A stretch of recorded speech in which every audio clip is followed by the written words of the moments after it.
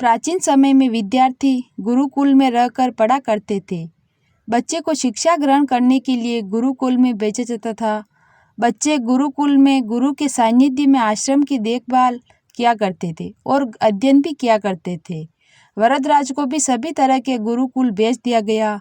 वहाँ आश्रम में अपने साथियों के साथ घुलने मिलने लगा, लेकिन वह पढ़ने में बहुत ही कमज़ोर था।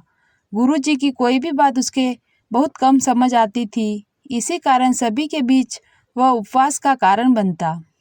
उसके सारे साथी अगली कक्षा में चले गए, लेकिन वो आगे नहीं बढ़ पाया। गुरुजी ने भी आखिर हार मानकर उससे बोला, बेटा वरदराज, मैंने सारे प्रयास करके देख लिए। अब यही उचित होगा कि तुम यहाँ अपना समय बर्बाद मत करो।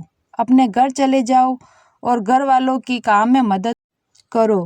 वरदराज ने भी सोचा शायद विद्या मेरी किस्मत में नहीं है, और भारी मन से गुरुकुल से निकल गया। दोपहर का समय था। रास्ते में उसे प्यास लगने लगी। इधर उधर देखने पर उसने पाया कि थोड़ी दूर पर ही कुछ महिलाएं कुएं से पानी भर रही हैं। वह कुएं के पास गया। वहां पत्थरों पर रस्सी के आने जाने के निशान बने हुए थे। तो उसने महिलाओं से पूछा, यह निशान आपने कैसे बनाए?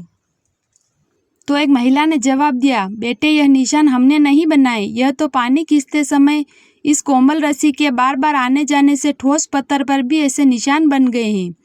वरदराज सोच में पड़ गया। उसने विचार किया, जब एक कोमल रस्सी से बार बार आने जाने से एक पत्थर पर भी निशान बन सकते हैं, तो निरंतर अभ्यास से विद्या ग्रहण क्यों नहीं कर सकता मैं?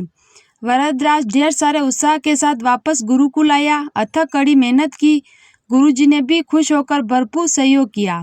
कुछ ही सालों बाद यह मंदबुद्धि बालक वरदराज आगे चलकर संस्कृत व्याकरण का महान विद्वान बना, जिसने लघु सिद्धांतकारी कौमुदी, मध्य सिद्धांतकारी कौमुदी, सार सिद्धांतकारी कौमुदी की रचना की। दोस्तों, अभ्यास की शक्ति का तो कहना ही क्या है। यह आपके हर सपने को पूरा करेगी।